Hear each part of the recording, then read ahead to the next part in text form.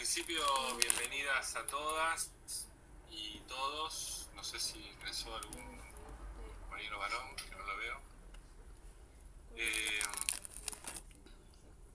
Y bueno, aquellos quienes tienen wifi, quienes tienen un modem, preferiría por favor si pueden encender las cámaras. Aquellos que no tienen, que tienen datos, bueno, se entiende la situación, así que pueden estar sin la cámara encendida.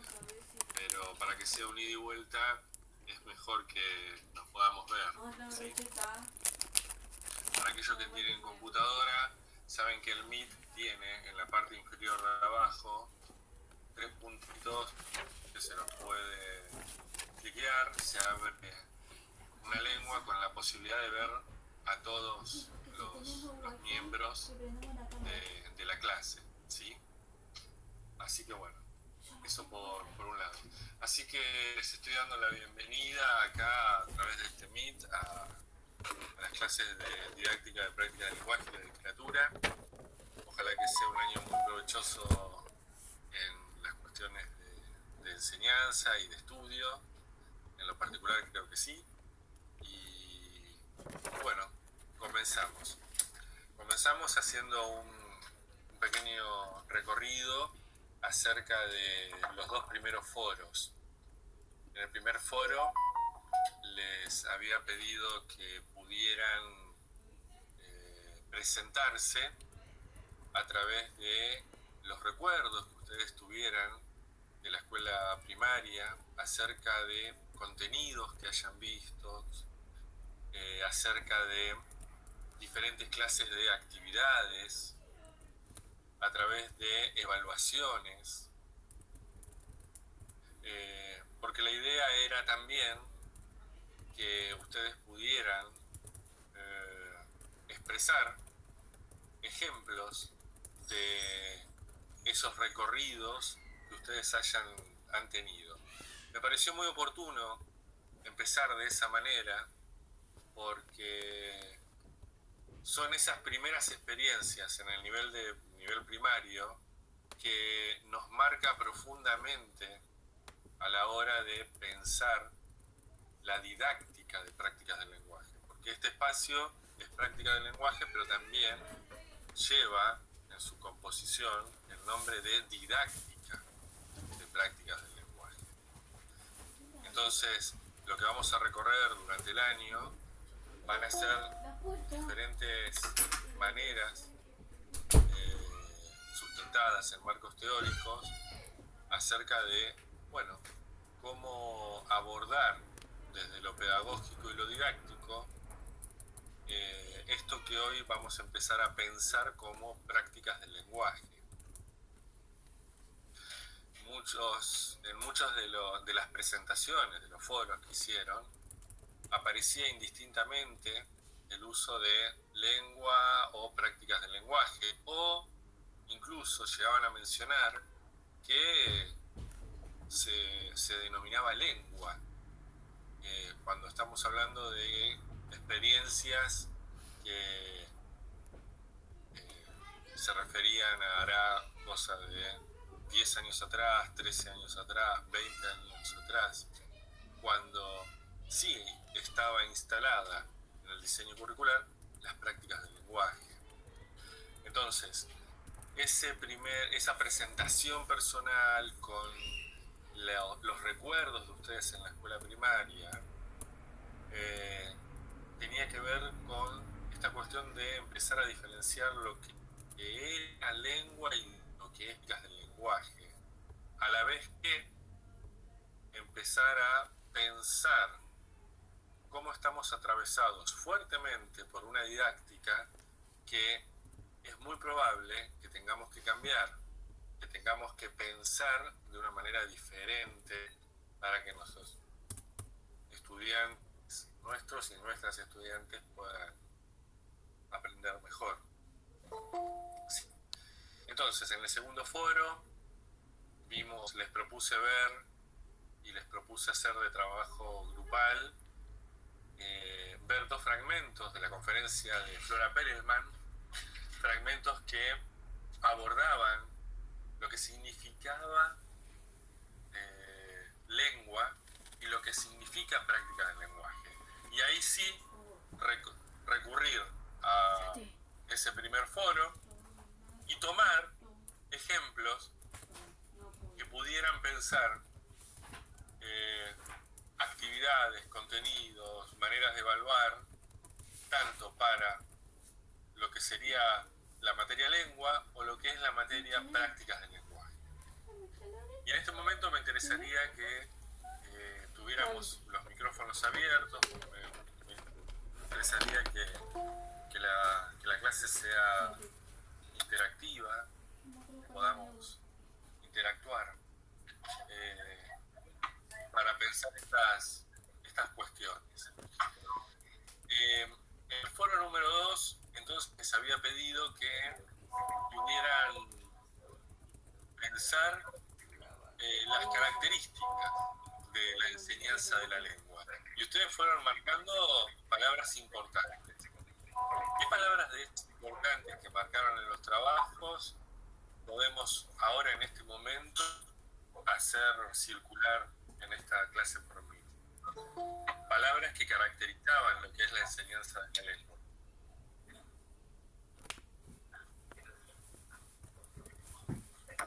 Pueden recurrir a los apuntes, pueden recurrir a los trabajos que hicieron de manera grupal. ¿Qué recuerdan? Análisis de oraciones. Bien. Aparecía el tema de los análisis de oraciones. Bien. Bien. Lengua era analizar sintácticamente. ¿Qué más?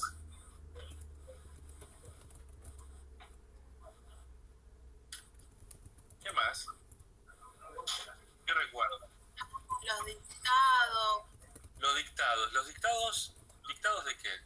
¿O para qué? ¿Con qué finalidad? Para la escritura. De orar. Ortografía. Ortografía. Para la escritura. Sí, el dictado. Claro, y más específicamente, para la escritura, más específicamente para las reglas ortográficas o la ortografía. Bien, ¿qué más?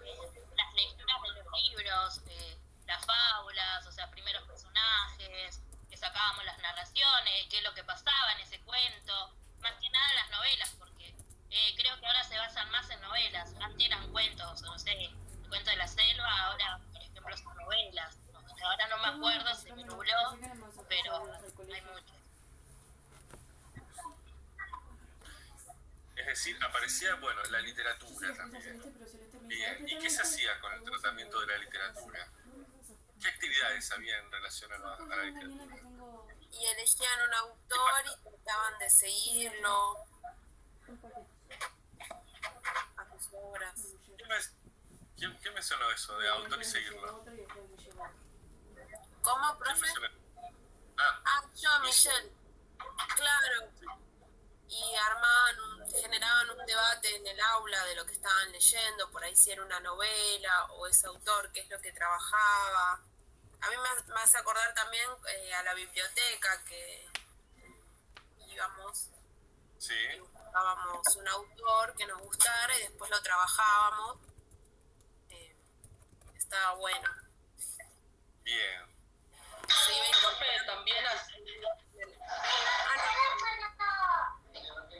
¿Cómo? Le decía que también yo recuerdo que cuando hacíamos lecturas teníamos un diario que llamábamos diario de lectura. Teníamos que poner el inicio, el nudo y el desenlace y contar qué nos había dejado el cuento.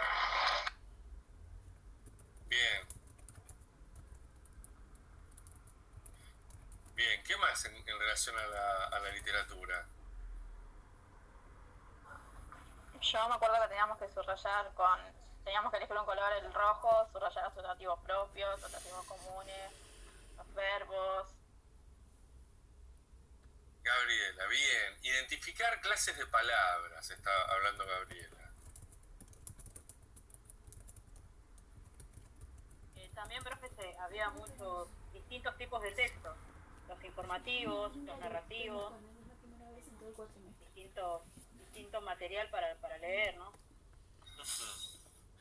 Es cierto, diferentes Distintas etapas iban cambiando, ¿no? A más grande, por ahí el texto se profundizaba más el poder estudiarlo y todo. Al menos yo, tengo 39 años, profe, así que yo comencé con lengua, no era literatura, era lengua. Y también el tema de la oración, la clasificación de palabras, estudiaba mucho los verbos, las conjugaciones, tipo de narrador, varias de esas. ¿Y estos de diferentes tipos de textos, de quién los sacaste? ¿De la experiencia de algún hijo tuyo, hijas, sobrinos? No, que pasa que el secundario ya cambió. En la primaria era una manera de estudiarlo y el tipo de texto yo recién lo llegué a ver en la secundaria donde vimos más novelas. Ah, pero estás hablando de la experiencia del secundario, que lo hiciste más ahora, más cercano acá en el tiempo. Sí. Ah, está bien.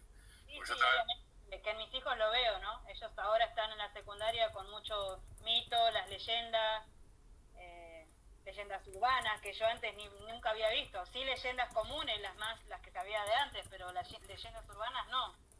Y ahora están trabajando mucho con las leyendas urbanas. Claro, bien. Pero bueno, empezaste a traer cosas de más cercano a nuestro tiempo. Y a ver, si pensamos las cuestiones de lo que sería lengua, acá bien lo dijeron ustedes: ortografía, dictado, análisis de oraciones, clasificación de palabras. A ver, había una importancia relevante de la gramática, por sobre todas las cosas. Enseñar lengua era enseñar gramática, porque la gramática lo que permite es identificar los elementos lingüísticos que componen el sistema de signos que constituyen a la lengua. Y en ese sentido, lo que importa es conocer ese sistema, conocer cómo describirlo, cómo clasificarlo. La importancia, el punto máximo era ese: saber, como también dijeron, el paradigma de los tiempos verbales, ¿sí? Nos hacían memorizar los verbos y cómo costaba memorizar los verbos. ¿Sí? Todos los tiempos, sí. En todos los tiempos del modo indicativo. El subjuntivo, por suerte, no llegábamos nunca, apenas podíamos con el modo indicativo. Sí, nos pegábamos unas tremendas piñas ahí con esa manera de estudiar. Así que bueno, bien. ¿Y qué palabras importantes? Recuerden que yo al final de la presentación del foro les mencionaba la importancia de las palabras técnicas. Esas palabras hay que rescatarlas, hay que traerlas, hay que apropiarse de esas expresiones, ¿sí? Sobre todo porque tienen que estar después presentes en los trabajos prácticos y más adelante en el final, ¿sí? Esto que les voy marcando al final o lo importante que voy marcando en algunos de los foros tiene que ver con criterios de evaluación. ¿Qué cosas voy a considerar a la hora de evaluar? Entonces, una de las cosas es uso, lenguaje técnico, disciplinar, ¿sí? Que hay que, empezar a apropiarse. Entonces, una de las cuestiones que se mencionaba en los fragmentos seleccionados de la doctora Perelman era esta cuestión de la lengua como algo ahistórico, asocial, desde una postura completamente homogénea. ¿Qué más? ¿Qué otras expresiones se mencionaban? La producción cognitiva. La producción cognitiva. A ver, ¿y esto cómo? Producción cognitiva. La lengua. Si no, A ver. Si no lo podés reponer ahora, lo marcás y la próxima clase lo tratamos, ¿sí? Pero lo buscás en el momento en que lo dice Flora Perelman y lo desarrollamos, ¿sí? ¿Qué otras expresiones aparecen? Aparece la cuestión de la estructura. ¿Qué más? En la enseñanza de la lengua.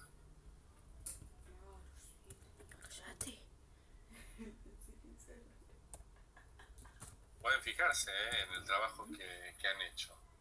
Nos tomaban lectura, nos hacían leer. Sí, pero ahora estoy más que nada, es cierto, nos tomaban lectura en voz alta, muy bien. Es más, lectura en voz alta a diferencia de lectura comprensiva, por ahí. A ver, ahora les pido que vayan que tratemos de recordar los fragmentos de la doctora Flora Perelman, sobre todo el primero, el 3, el que hablaba de las características de la lengua, donde aparecían estas cuestiones que recién les mencionaba, ¿no? La cuestión de la importancia de la normativa, la importancia de la estructura, la importancia de lo descriptivo, de la clasificación, todas esas cosas importaban en la enseñanza de la lengua. ¿Qué más? Están anotando, ¿no? Todas estas palabras, sobre todo las cuales tenemos que volver. ¿Qué más mencionaba Flora Pérez? Voy vengo a mi casa.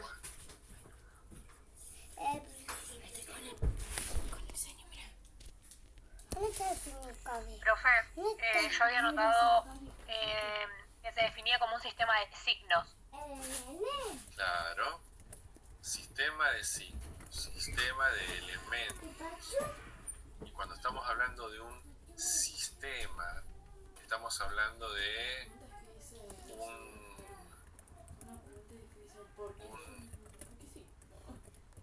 un sistema de elementos acotados que nos permiten múltiples producciones, pero la enseñanza de la lengua solamente se detiene en los elementos, ¿sí? No en las diferentes producciones. Hay que saber los elementos, ¿sí? Las clases de palabras, las funciones, la estructura morfológica, las clasificaciones semánticas, las funciones sintácticas. Es decir, qué lugar en lo sintáctico podemos pensar qué lugar ocupan esos elementos en la oración. La unidad mayor de producción oral o de producción escrita en la enseñanza de la lengua es la oración. Por eso el análisis sintáctico. Teníamos actividades donde teníamos que analizar sintácticamente, es decir, saber identificar palabras, saber clasificarlas y saber qué función sintáctica tenían, si eran núcleo del sujeto, modificador directo. Fíjense que lo que importa es la estructura y es algo homogéneo, monolítico. Bien. Ahora, ¿qué pasa? Profe, eso hace referencia a la parte que decía, hablaba sobre estructuras generales aplicables a cualquier situación. Claro. ¿Por qué? Porque ciertas estructuras, ciertas categorías son aplicables dentro de una misma lengua o fuera de una misma lengua, de una lengua. En otros idiomas también esas estructuras, la estructura del sujeto está en todas las oraciones de todos los idiomas, porque siempre va a haber un sujeto en una oración que realice acciones, ¿sí? Está hablando de categorías universales. Sí, tiene que ver con eso. Claro, yo justamente había notado que cuando se toma a la lengua como objeto de enseñanza, se la presenta así, con contenidos y estructuras aplicables a cualquier contenido, que está justo en esa parte que lo menciona en el video. Por eso lo puedo ir siguiendo, bárbaro. Perfecto. Claro, bien. Y ahora, en el año 94, 95, cambiamos de paradigmas. La provincia de Buenos Aires se cambia de paradigma y el foco no está en la lengua, sino que empieza a estar en prácticas del lenguaje. ¿Y qué significa esto de prácticas del lenguaje? ¿Qué palabras pudieron anotar? ¿Qué ejemplos pudieron extraer?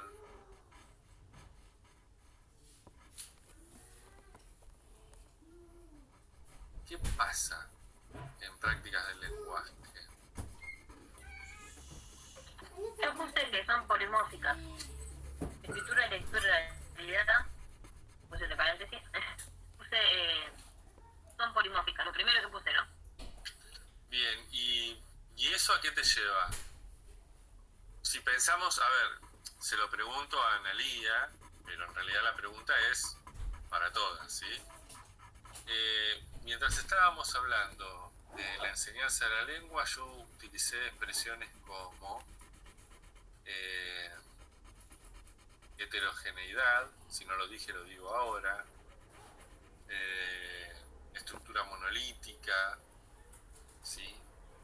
Homogeneidad, todo eso dentro del lado de la lengua, palabras dentro del lado de la enseñanza de la lengua. Sin embargo, ahora cuando Analía está leyendo, o mi clase se está volviendo muy aburrida y estoy perdiendo estudiantes.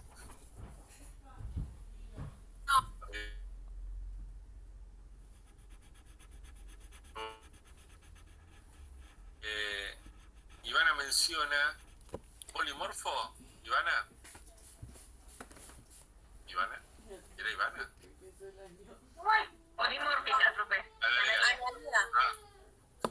Me cambiaron de lugar. Por eso, en realidad. ¿Cómo? Polimórficas. Bien. Habla de pensar teniendo en cuenta producciones heterogéneas, ¿sí? A diferencia de algo homogéneo, que tiene que ver con lo único, lo heterogéneo tiene que ver con lo diferente, las diferencias. ¿Puede Bien. ser, profe, también muchas formas polifórmicas? Claro, porque en realidad lo que pasa con prácticas del lenguaje, y esto por favor presten bien atención, es que no desecha el uso de la gramática, sino que resignifica el horizonte el horizonte de cómo enseñar prácticas del lenguaje en función de qué hacer con la gramática. La gramática tiene que ser funcional a producir textos escritos y discursos orales de significativo uso social. La escuela debe proponer en el ámbito del aula situaciones en las que se produzcan y se reflexionen acerca de esas prácticas de escritura y de oralidad socialmente significativas. Entonces, para dar un ejemplo, cuando nosotros nos enseñaban a memorizar los paradigmas verbales, nos decían, bueno, a ver, uso del pretérito perfecto. yo amé, tú amaste, él amó, nosotros amamos, vosotros amasteis, que nos costaba un horror porque no lo hablábamos, ellos amaron. En la enseñanza de la lengua, saber lengua era saber el paradigma verbal, ¿sí? Entonces, ahora después te leo. Entonces, lo importante en relación a los verbos era saber conjugarlos, saber el paradigma. Ahora, en prácticas del lenguaje, la gramática es importante, pero es importante en función de la producción de textos. Es decir, ¿para qué me sirve el uso del pretérito perfecto? O sea, yo tengo que saber el paradigma, pero lo más importante, lo que tengo que saber es para qué lo uso. Porque si estoy hablando de un acontecimiento histórico y le tengo que enseñar a leer y a escribir textos de historia a un estudiante, bueno, van a ver que cuando se narran hechos históricos, el tiempo que predomina en la narración es el pretérito perfecto. ¿Sí? Ese es el verdadero interés de enseñar gramática. Saber producir textos. Entonces, si estamos hablando de...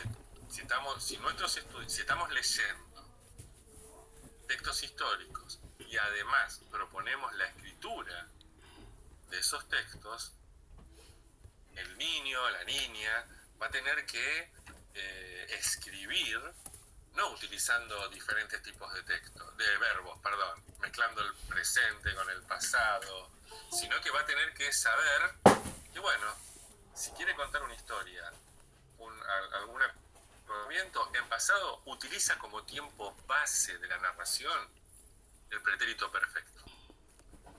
¿Sí? También hay otros verbos, otros tiempos verbales del pasado. El pretérito imperfecto, ¿sí? Entonces, pretérito perfecto, yo jugué, tú jugaste, él jugó.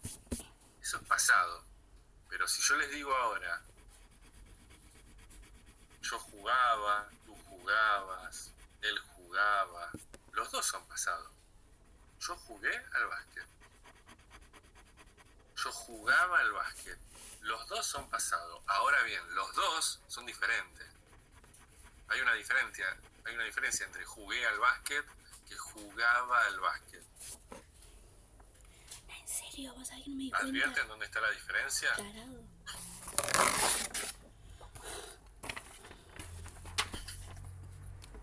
Se pueden equivocar, pueden responder, Una terminación, bobo. Y jugaba significa que como que hoy ya no juego más. Jugaba. Y jugué. Y Puede jugué, ser como que jugué ayer, no sé. jugaba. A ver, ¿qué opinan de lo que dice Camila? Claro, profe, yo opino igual, porque es como que yo jugaba como que en un tiempo muy pasado y es como que jugué, como que recién jugué, ayer jugué, no sé. Sí.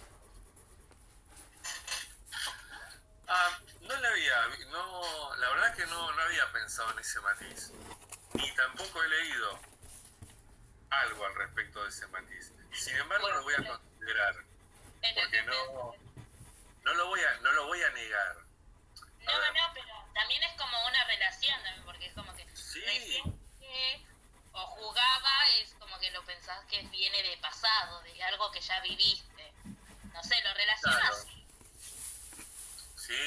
Parece como que lo estamos relacionando con los tiempos en inglés, cuando nos enseñaban presente simple, presente continuo. Bueno, es que en realidad en español se tendría que enseñar como se enseña en inglés. El paradigma más el significado temporal. Esa es la clave en prácticas del lenguaje. Enseñarla como se enseña en inglés. ¿Sí? El pretérito perfecto, lo que tienen que saber los chicos, es que es el tiempo base de toda narración. Si yo quiero narrar algo en pasado, lo voy a narrar ¿en qué? En pretérito perfecto. Ahora, cuando quiero las acciones principales, las acciones secundarias, ¿sí? Van siempre a ir en pretérito imperfecto. Supongamos, el profesor salió de su casa, caminó hasta la estación de tren, pasó la sube, se subió al tren, estoy diciendo todas acciones en pasado.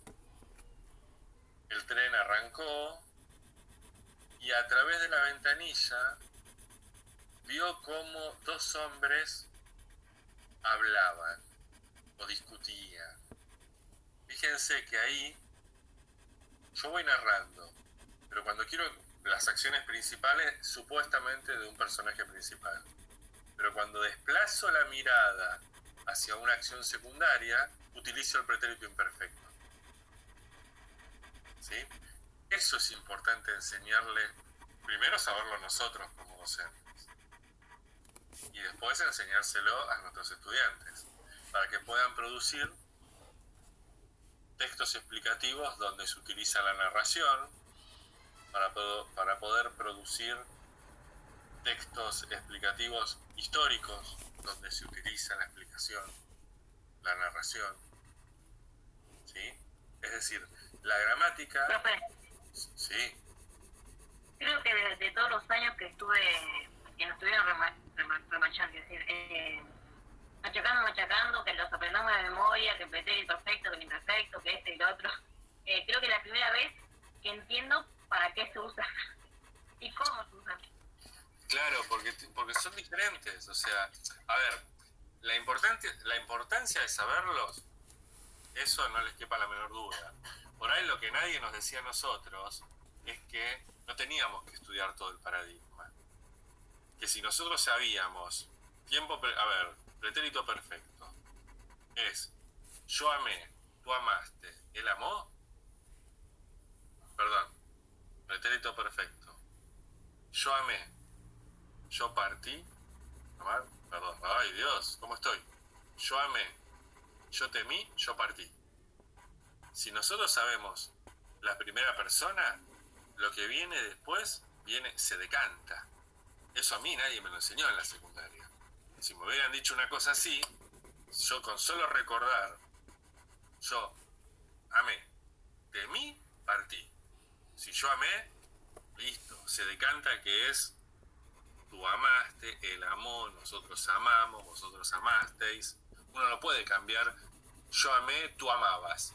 Los chicos les pasa eso en el secundario, pero la terminación es diferente. Si nosotros sabemos la primera línea, amar, temer, partir, en primera persona, todo lo que viene debajo después se decanta solo.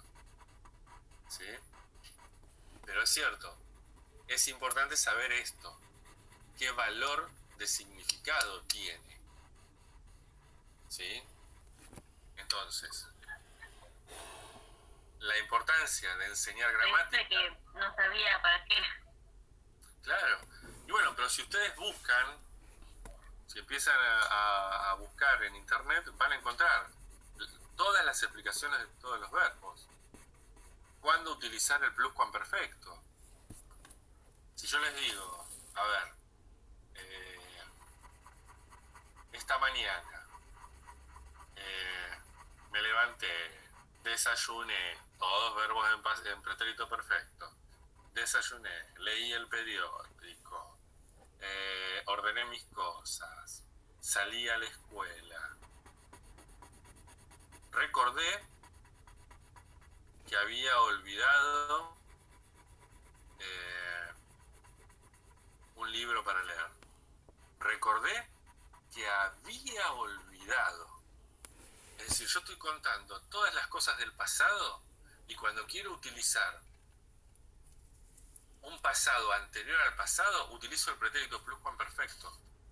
Esto hablado así discursivamente, uno se puede perder, pero si yo tuviera un pizarrón y quedaría esto gráfico, ustedes se darían cuenta. Entonces, hay pasados que son pasados del pasado, hay pasados que hay acciones pasadas pero que repercuten ahora en el presente. Me he sentido solo. Una expresión de esa magnitud es algo que ocurrió en el pasado pero impacta en el presente. Es un pasado que llega. He estado de viaje, he viajado, esa experiencia que estoy mencionando en el pasado se resignifica y llega hasta hoy. Todos los tiempos verbales tienen un significado, pero lo importante es para qué lo utilizamos, ¿sí? Entonces, Profe, ¿sí? yo lo que pensaba que quizás más en el primario, al menos cuando yo lo vi este tema, lo que te hacían los maestros era hacer un cuadro y te ponían pretérito perfecto, imperfecto, perfecto, y te lo hacía estudiar tanto de memoria que quizás era para describir la característica del texto y en qué verbo estaba, pero no para darle un uso social, quizás como el que hoy usted está charlando y nos está haciendo pensar que es una manera mucho más fácil de aprenderla que aprenderla con un cuadrito aprendiéndolo de memoria. Claro, pero ojo, no hay que desestimar, porque, a ver, la gramática hay que enseñarla de alguna manera. Y por ahí, esa actividad, por ahí es importante, pero no es lo máximo. Porque lo máximo es utilizar ese verbo con un significado particular en la construcción de un texto con significación social. Eso es importante. Lo que vos estabas diciendo. Entonces, ¿la gramática importa? Sí, como en lengua. Pero lo que pasa es que lo más importante es que con esa gramática vamos a producir textos y discursos orales socialmente significativos. ¿Sí? Esa es la diferencia entre lengua y prácticas del lenguaje. Si nosotros solamente enseñamos gramática, listo, no estamos haciendo nada. Recurrimos a lo memorístico, recurrimos a identificar elementos, pero no a qué hacemos con eso. ¿Sí? ¿Está? Otro ejemplo. Y acá, si tienen para anotar, anoten. Si yo les digo esta oración: el gobernador inauguró un hospital.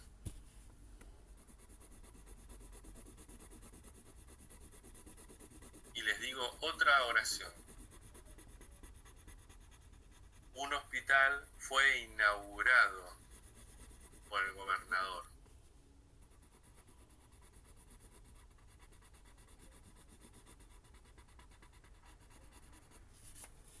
Y vamos a una tercera oración: se inauguró un hospital.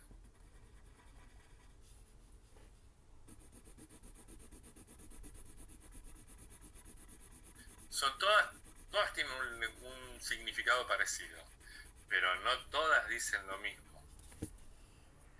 Es más, si estas oraciones fueran parte de un título, de un periódico, de una nota en un periódico, habría intencionalidad, porque no dicen lo mismo.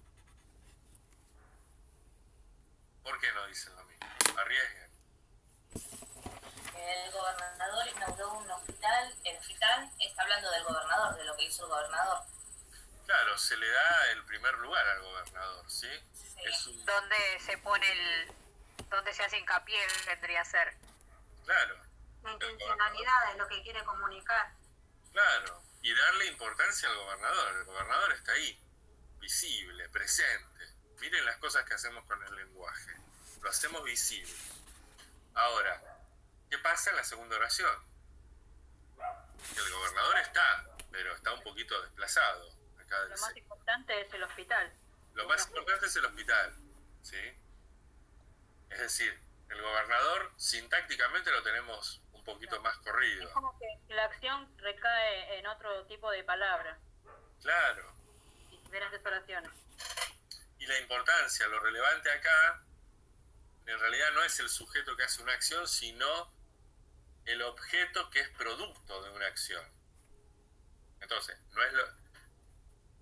la importancia está no en el sujeto que produce una acción, sino en el objeto que es producido. Hay un desplazamiento, ¿sí? Ahora bien, en la tercera oración hay un borrado. Directamente hay un borrado. Y si esto ocurre en un periódico, y eso es lo importante que tenemos que saber leer y saber hacer leer a nuestros estudiantes, nuestros y nuestras estudiantes, es que, a ver, las intencionalidades que hay detrás de cómo uno dice las cosas.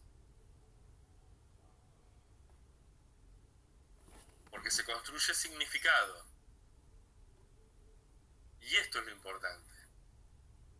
Porque, a ver, en la primera oración es una oración, tenemos un sujeto, un predicado, con voz activa.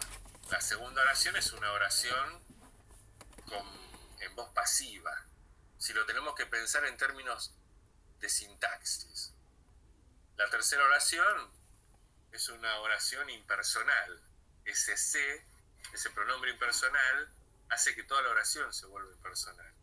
Entonces, fíjense que a mí, lo que me interesaría, si estuviera en lengua, es saber analizar muy bien la oración. Si estoy en práctica del lenguaje, a mí lo que me interesa es cómo ciertas construcciones sintácticas me permiten construir ciertos tipos de textos y discursos, con intencionalidad, porque lo que importa en prácticas del lenguaje también tiene que ver con los interlocutores. ¿Quién soy yo quien emite un mensaje? ¿Qué intención tengo de lograr con ese mensaje que construyo? ¿Sí? Por eso una gran variedad de textos entran al aula. Los textos explicativos, textos argumentativos, textos... ¿Cómo? Expositivos. Sí, los expositivos, explicativos muchas veces se toman como de lo mismo. Los que dan órdenes, los que dicen, los que se expresan a través de las recetas. Ahora se me fue. Se ve que no. Esas son las oraciones imperativas. Sí, los textos científicos son textos explicativos, son textos expositivos. Ya me voy a acordar, es el recetario, podría ser de orden. Sí, son los que dan órdenes, los que sugieren cómo hacer cosas. Pero bueno, ya me voy a acordar, me estoy olvidando de algo que es decir A, I, O, U. Pero bueno, a esta hora del día... Instructivos, profe. Instructivo, claro. Adiós. Los textos instructivos. Muy bien, Natalia, ahí. Un poroto para Natalia. Entonces, lo que importa es la intencionalidad. Lo que el escritor u orador quiere hacer con eso que construye. ¿Sí? Entonces, si quiero explicar, bueno, tengo que saber hacer textos explicativos, porque eso es lo que cuenta.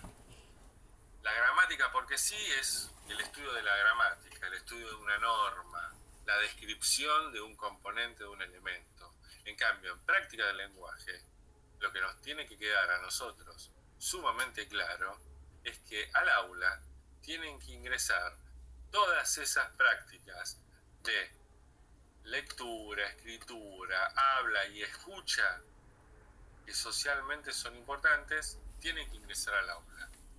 ¿Por qué? Porque nuestros estudiantes, por diferencias económicas, sociales, culturales, tal vez no estén al alcance de participar, ¿sí? de esas situaciones de lectura, escritura y de habla y escucha.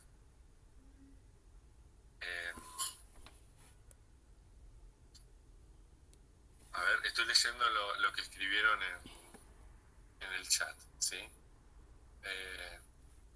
Sí.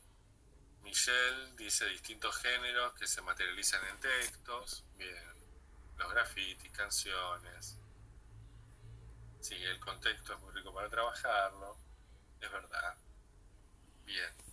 Porque los textos son en función de los contextos. ¿Sí? Eso es muy importante. Así que bueno. ¿Alguna pregunta hasta acá? ¿No? Bien.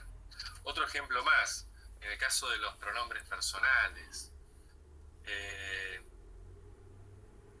El uso de los pronombres personales también de alguna manera genera en la producción de los textos objetividad o subjetividad. Uno puede estudiar los pronombres personales, yo, tú, él, nosotros, vosotros y ellos, y todos los que le siguen hacia los costados, me, mi, te, ti, nuestro, nuestra, a mí. Bueno, uno puede estudiar los pronombres personales, pero también puede estudiar los efectos que producen. Si yo quiero hacer un texto subjetivo, si quiero expresar o escribir, voy a hablar en primera persona, pero el uso de la tercera persona, él, ella, genera un efecto de objetividad. Estoy hablando del objeto. ¿Y saben qué? El uso del presente, en el caso de los verbos, genera un efecto de verdad indiscutida. Si ustedes van a los textos de ciencias naturales, van a observar que la mayoría describe en tiempo presente. ¿Saben por qué? Porque el presente y en tercera persona genera la sensación de verdad indiscutida. Esto es. Ese efecto genera el presente. Eso hay que enseñar a nuestros estudiantes y estudiantes, ¿sí? Eso hay que enseñarles. ¿Cómo? Con las cuestiones de gramática producimos determinados textos y discursos. Bien, ¿alguna pregunta? ¿Algo que quieran acotar?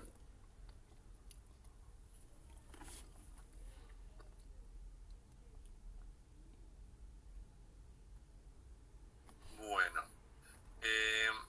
para hoy tenía pensado abordar estas cuestiones. Durante la semana les voy a acercar el tercer foro, ¿sí? Y la semana que viene vamos a tener de vuelta clase en este horario. Y hoy, bueno, hoy como era el primer encuentro virtual, solamente una horita, pero es muy probable que la semana que viene tengamos 1 hora y media, ¿sí? Más de 1 hora y media no vamos a tener. Más de 1 hora y media no. Pero 1 hora y 20, 1 hora y media tal vez sí. ¿Está? Así que bueno. ¿Alguna pregunta? ¿Algo que quieran decirme al respecto? No, profesor, una consulta. ¿Analía? Sí. Hay varios textos ahí en los archivos de la plataforma. De eso no descargamos nada. ¿Lo va a subir nuevo o hay que bajarlo? Sí, yo voy a seguir subiendo, porque además esos archivos son archivos del año pasado y hay muchos archivos que son de lectura complementaria. Todo lo que ustedes puedan ir viendo, a ver, si ya pueden avanzar en el diseño curricular y ver y leer las partes, al menos de prácticas del lenguaje, lo que me interesa es una aproximación a partir de la estructura, ¿sí? ¿Cuál es la estructura del diseño curricular? ¿Qué partes son importantes del diseño en prácticas del lenguaje? ¿Sí? Quiero que empiecen a pensar esas cuestiones, a ojear, a ver títulos, palabras en negrita, está organizado. Porque piensen que el diseño curricular, hasta que no haya una nueva transformación educativa, vamos a seguir con este diseño curricular. El diseño curricular no es solamente donde están los contenidos, es donde están también la guía didáctica de cómo enseñar, de cómo trabajar esos contenidos. Las concepciones están también en el diseño curricular, las concepciones del sujeto que aprende, del sujeto que enseña. Entonces, empecemos ya, pueden ir a empezar a reconocer las partes del diseño de prácticas del lenguaje, ¿sí? Primer ciclo, segundo ciclo, los ejes, empezar a recordar esto, ¿sí? Porque, bueno, uno aprende de esa manera. Si bien uno siempre va a tener que tener el diseño curricular en la mano, es mejor que uno empiece a través de la frecuentación a recordar las partes. Sobre todo ustedes que van a ser profesoras de nivel primario. Yo como profesor de práctica del lenguaje solamente tengo que saber cómo está el de práctica del lenguaje, pero ustedes van a tener que recordar la estructura del de ciencias naturales, del de ciencias sociales. Son muchas estructuras que tienen que recordar. Y sepan bien, la estructura siempre se recuerda a través de la frecuentación. Mientras más frecuento una estructura, más la voy a recordar. Y una cosita, para aquellos que tienen dificultades en relación a las reglas ortográficas.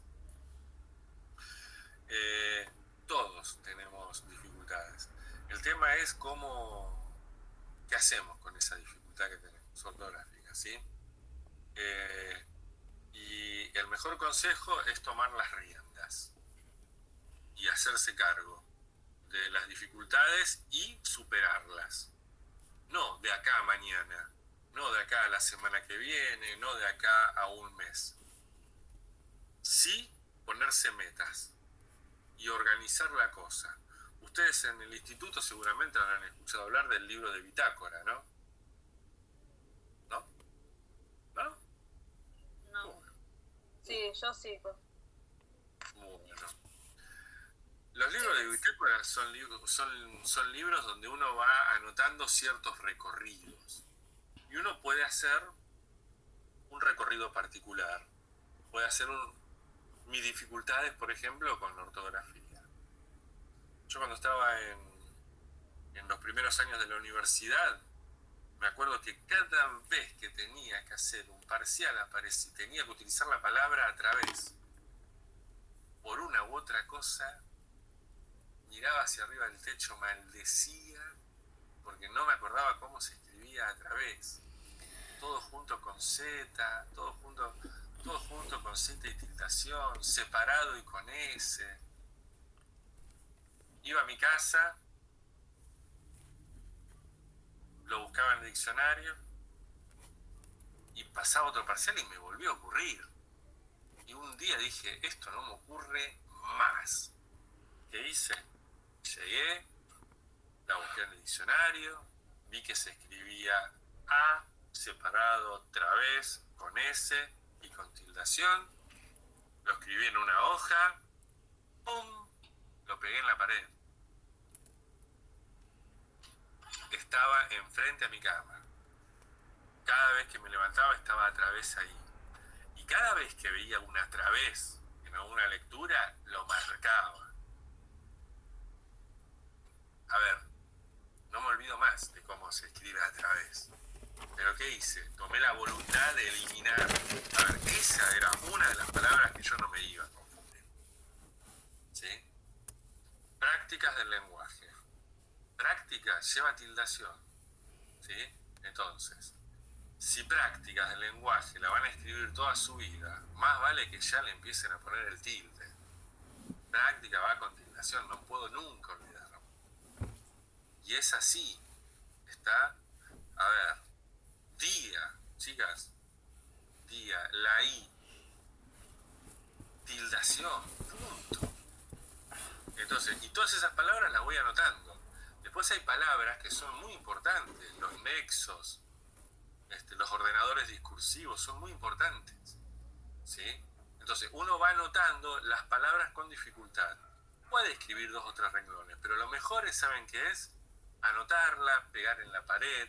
Cada vez que leo un texto y veo que aparece esa palabra, ¡pum!, la subrayo, porque esa es la palabra que me está complicando.